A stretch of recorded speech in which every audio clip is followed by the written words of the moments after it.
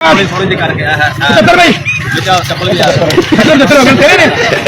सोहनी बना दे बनवाने वाला हो गया एक दो चल भाई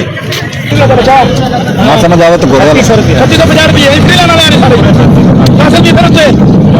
60 रुपये कितने सैकड़े कितने 60 हो गए ना 35 हैं परसों 10 हां पैसे 65 रुपये 75 रुपये गोरे वाला में आपको क्या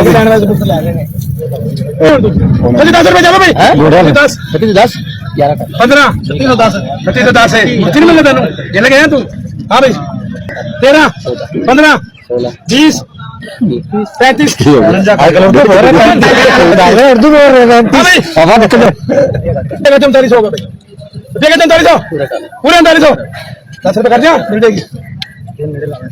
हाँ एक कर दिया माशाल्लाह आ गया भाई 9 भाई 15 25 35 45 60